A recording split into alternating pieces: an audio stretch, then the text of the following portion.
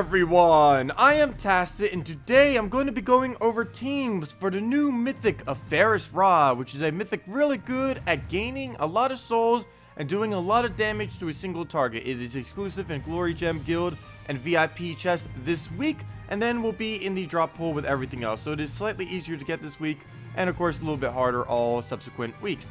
And what we're going to be doing now is checking what his actual stats are. So let's go to him. We did end up getting 2 in our previous video in which we did all of the key openings. But here he is. He transforms all yellow to purple. One really notable thing about this is he is the first mythic in the entire game to have board control. Technically, Abynissia has the ability to completely explode the board, but as far as actually touching something on the board and as far as mythics are concerned, Pharos-Ra is the first of its kind that can actually do that, which means it'll easily be able to get up, or at least slightly easier, be able to get up its extremely high mana cost, because all mythics do have a pretty high mana cost on them. It deals damage to an enemy at a pretty low value, but that is boosted by your amount of souls at a 1-to-1 ratio. So every single soul you have collected will boost that up. And then it gives 20 souls. What's really interesting about 20 souls is all he has to do is cast twice and you already reached the max souls. It doesn't matter what your soul bonus is, you'll still be able to get all the way up in only 2 casts. One thing to note about his stats is he's actually one of the least durable mythics out there, and he also has a very, very low HP, even lower than that of Famine, which was the previous one of being the low HP on mythics. So that is one pretty big disadvantage that he has, but I believe he is still a lower durability than, or a higher durability than War, if I am not mistaken. Of course, War is all the way at the bottom here, and let's check. Yep, he is a slightly higher durability than War by like 1, but as you can see, he does indeed have the lowest HP by 1 as well on his stats. But we're going to be showing a couple of teams with him. So let's go into that. Of course, the annoying team right here, though we do have the Mana Core nerf on PC Mobile, making this a little bit less annoying. But first thing we're going to be doing is a purple convert team. Of course, we want to keep as much purple on the board as possible when using something like the Pharos-Ra. We will need that in order to be able to get an extra turn whenever he uses ability. Valkyrie is a must use pretty much with a Pharos-Ra. There's very few instances. I actually have one team I'll be showing that doesn't use Valkyrie with it, but you pretty much always want to use Valkyrie for it. We thought for a while that Valkyrie was going to be starting to get phased out, but with the addition of Pharos-Ra, it is absolutely insane because there's no mana conflict between them. Plus, of course, Valkyrie actually gains you souls and quite a bit later on in the game as well. And of course, annoying Bone Dragon here is going to get off that kill, but it shouldn't matter too much because we do have our giant spider. So all we'll really have to do is just use our giant spider and then we should be good to go. So we're going to do just that. We'll get that mana up. Of course, Bone Dragon will be annoying and instantly get a kill here because that's how he works later on in the game. He goes for our Pharos-Ra too, which was our highest armor, so he gets a lot out of that. But we should be able to do something off of this board now if he would ever stop doing his turn. There we go. We can convert out blue. Obviously, that would not be the best of choices. Brown may be a choice that we could do. We'll get a lot of mana out of it, though we will not get the extra turn, but it seems like one of the only things we can really do right now. Hopefully we'll get a red off the top, maybe even double. There we go, that's exactly what we needed, the 5 times on the red. And we have Valkyrie up, though, again, nothing we can actually aim it on because this board is not being nice to us. So we'll just have to go for some green into a purple here and get our first Pharos-Ra cast. As you can see, our soul cap already is that nice, big, huge 100, simply because of his 150% boost on his legendary trait, which is his absolute best aspect about him. Of course, his other 2 traits are pretty bad, but his unique trait is very, very powerful, and it does stack. If you have multiple of them, it will work. So that is pretty insane that is a thing that exists. They have said, the developers, they are looking into possibly removing that, in which troops will no longer be able to use multiple unique traits. That would definitely balance him out quite a bit, but at the moment it is pretty cool how much damage he can do with his ability. So we'll do this real quick, and of course every single soul we have is 1 additional damage. So there's his mana core. Let's go kill his mana core out. Of course, this will also convert all purples to yellow, so there is one little downside right there. He will get some purple, but normally that can play in our favor. This time it'll play against us. And there we go. Now we're at the 100 souls because he gains 20 souls too every single time he casts, which is of course boosted by his ratio as well. So you only have to cast it twice and it'll always reach the top. And there we are, all the way at max souls. Let's see, we'll kind of get some Valkyrie mana here. I kind of want to leave up some skulls, mainly so he doesn't do anything with his Bone Dragon, or at least try to make sure he doesn't do anything with his Bone Dragon. We'll just use our Valkyrie, mainly for the board control. Of course, we could have just taken and swiped the blue right there if we really needed it just for that. But of course, we'll do that, get all of our extra blues. We'll keep making infinite tanks here so he can never get through. And we'll basically just keep chipping him down from here. Only really bad thing is we have to kill one at a time. We can't really hit multiple troops. And our cap is a little bit down. We only have 119 damage. So we will not actually be able to one-shot his Bone Dragon, I don't believe. Let's see. That is... Oh, wait, no. We actually can. Never mind. We have 3 damage enough. Okay, so there we go. We'll get our extra turn, of course. One of the very few mythics that can really do that. I guess Abynissia can too. And I believe there might be another instance that I might be forgetting of. But as far as like an actual convert or a specific board control spell, Pharos-Ra is the first in regard to mythics.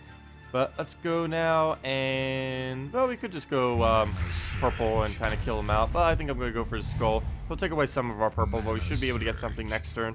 He'll probably just take a skull and set up something for us. And he does not. But we can just swipe over these purples, get up our Pharos-Ra, get another kill. Oh, never mind, hero greens. Hello, green. Well, that didn't exactly change what I was going to do, so well, let's just do it over there.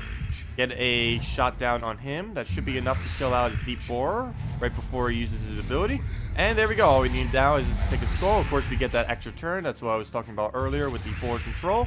And then we just go for the skull. And that's being helped quite a bit by our giant spider, which is populating the board with purple. Of course, you'll want to basically never actually convert out the yellow, because you'll need as many yellows on the board in order to ensure you will get that Pharos-Ra extra turn. So let's go into this next team here, see what we have. Hopefully not another Bone Dragon. Looks like some kind of Inferno King team, not a Bone Dragon. Okay, oh, it's all Daemon team. Good, because we actually get those event gems. Double Ra. We did get 2 Pharos-Ras, and as I said, they do stack. And we're about to see how powerful that actually is. I wouldn't say to go out of your way to try to do this. 2 Pharos-Ras are extremely hard to get, or 2 of any mythic, really, is extremely hard to get. But we're playing around with it. Also, it may be nerfed in the future, so that would be horrible too. But, we're going to be messing around with this.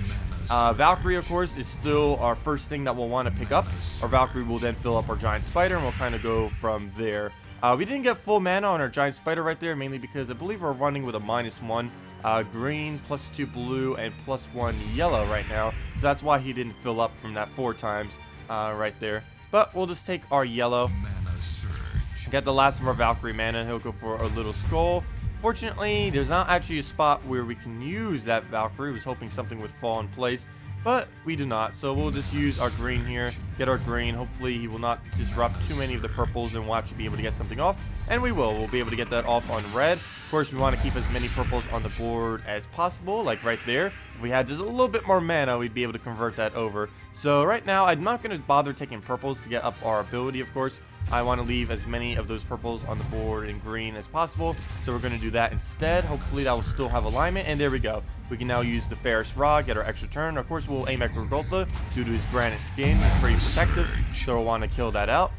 And there we go. Perfect, perfect. We'll be able to convert out the green to blue. That'll help clear out some of the board, as well as give us the mana we need for Giant Spider and for our second Pharos. And do we have an extra turn on the yellow to purple? No, we do not. That would be absolutely perfect right now. Doing a double Pharos off of a... Oh, yes. That is what we needed. A double Pharos off of an extra turn like that. As you can see, our souls are at 144. That seems ridiculous even to just say, because our cap is 160, because 150% bonus from each. That's an additional 60 per both of them. That's 120, 120 plus the normal 40, and there you go. There's the 160 cap. So we are doing, how much damage is that? That's 163 damage per cast, plus we can gain an extra turn. So we'll do that, get that down, get our extra turn. take our little skulls. Unfortunately, there's no more yellow on the board, nor do we have something that can actually create it. If there was ever a troop that could put yellow and purple on the board, that would make this team like perfect. Probably in place of, I don't know which one. It's hard to really replace anything out from this team. But we'll go use some board control, clear out some of the board with brown. Hopefully we can get some yellow drops. Got some. None really anywhere where we can use it, though, at the moment. Mana surge. Nope, nothing we can actually do with those yellows, so we'll just have to use a Pharos-Ra without the extra turn. Well, we could use Giant Spider and try to put some kind of alignment on. Maybe we could convert out blue or something, or even green. Let's try it. Maybe we'll be able to get alignment. I highly doubt that'll put anything into alignment, though. Oh, I lied. Okay, well, there we go.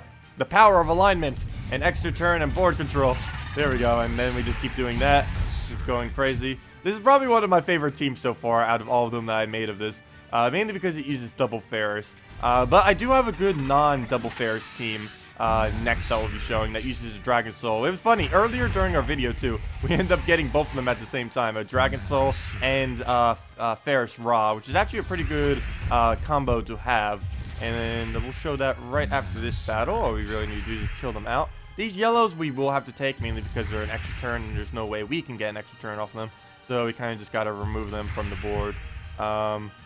So let's just... Wow. Maybe I could have just taken that blue earlier and not have done that. That might actually be a little bit better. Oh, well. A little bit late to do that now. So let's kill out this. Hopefully it doesn't revive again.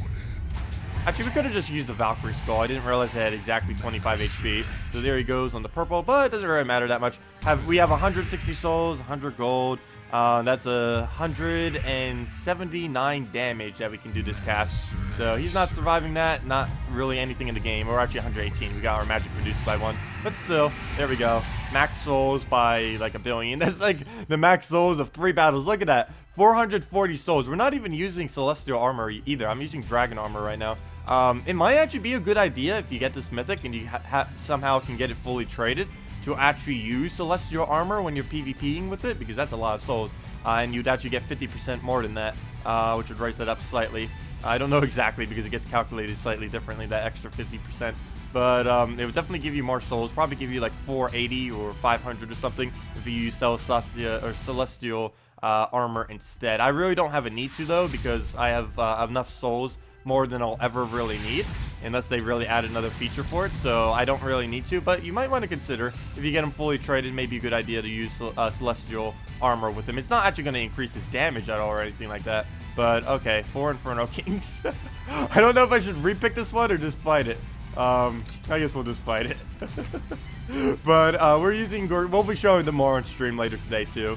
But we're going to be using Gorgolfa, Dragon Soul, Giant Spider, and Pharos-Ra. You've probably seen me use this before with Kraken, but it works even better this way, I believe.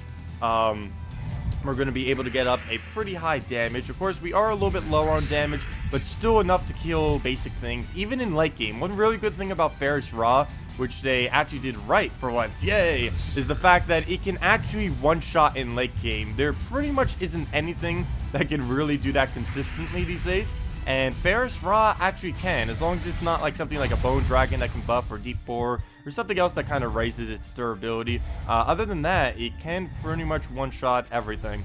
So we'll use this.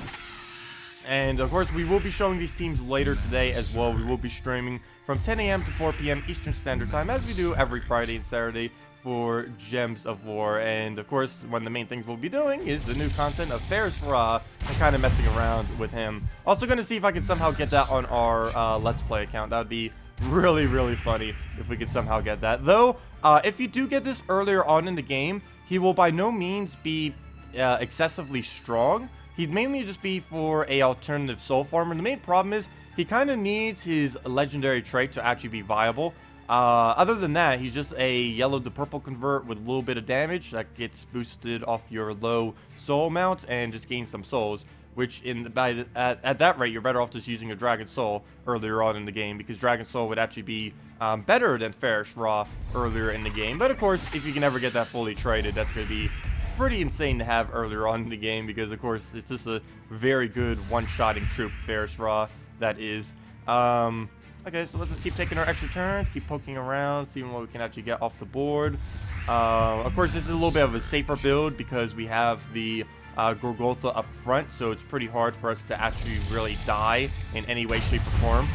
Because all skull will just be mitigated by the 75% reduction that we have on our Gorgoltha. Of course, Dragon Soul with the looping is pretty much just instant full amount of souls. There we go. We have our 100 souls that we need to start one-shotting everything down. Of course, this isn't a traditional team that you would face, obviously. Though later in the game it kind of is, because people set their teams to help other people on defense, whatever the event gem is. But regardless of what his team was right now, we'd still be able to do those one-shot cycle through him with all the one-shots that we have. He'll do that. He's actually going to get quite a bit out of that. But of course, because we have a Gorgoltha in our lead slot, the scroll spam that he's doing right now is pretty much nothing. And he can't even burn it because we have immunity to burning as well. So pretty hard countered there. It's nice for us. We'll convert out these blues. Since we're not using a Valkyrie, that is something we can do. We technically don't need to have the blues on the board with this team because we can just use them for converts if we really need to. Of course, we'll kind of want them for our giant spider, just so when Gorgoltha casts, it'll fill up our giant spider. You can see our giant spider is a little bit low, which is kind of because we keep converting it out, but it doesn't matter too much. It's mainly Gorgoltha that will be giving us all the mana that we need. So we'll just do that. Another immortal. I think there's immortal twice. This may be the first time I see a triple immortal. That would be absolutely horrible. Or a triple immortal off of a same troop, I should say. Okay, so let's just throw down our Dragon Soul, I guess. Put that down. Should get all of the mana that we need. Yep, we have our entire team filled with mana. And as you can see, it is basically just a very safe build. Has the normal progression that you would expect from a normal Gorgoltha Dragon Soul combo, which is pretty popular. Dragon Soul Gorgoltha combo, I believe, works with pretty much everything. As long as you have at least one good damage source, it will work. So let's just keep poking down. Of course, one of the other downsides to this troop is it can only shoot one at a time, unlike Romaine or other pretty heavy hitters, or Dragon Soul, or just really anything that can hit multiple troops. It does have the limitation of the most you can ever kill with it is one troop. So basically like a Skull Spam. Well, a Skull Spam actually can kill multiple, but you know, it has that limitation where you can't really get like the very quick kills, because of course one at a time, that's gonna take a little while, especially with things that can keep reviving like this, because anything that just revives on that 25% like Dragon Soul, Inferno King, or just anything that summons something like a Warg or many of the others that have a chance of summoning something, of course it gets limited whenever you can only do them one at a time. And since our main damage source is our Pharos-Ra in this team, it can sometimes go a little bit slower, like what we are experiencing right now. Because we do have our second damage source of Dragon Soul, but that's mainly for mana generation and soul generation than anything else. It's not really meant to kill. Though, as I say that, we are going to use it to kill him. So there we go. That is the match, and that is Pharos-Ra. As far as trying to get it, I would definitely say attempt to get Pharos-Ra. If you're an extremely early game player, you may want to just kind of ignore it. Though you wouldn't have that many keys to begin with if you are a very, very new player. You can kind of just use your keys normally, and maybe you'll get one, maybe you won't. Earlier on in the game, it's not an excessively good mythic, but it definitely scales very well into late game as one of the only troops in the late game that can really consistently one-shot based on the current scaling of the game. So that is a very, very nice benefit. And of course, if you need soul farming in mid to late game, it is probably one of the best troops you can really have in your arsenal, particularly when it's fully traded. Anyways, that'll wrap it up for this video. If you guys have any other questions, feel free to leave it in the comment section below. Thank you so much for watching, and have a wonderful day.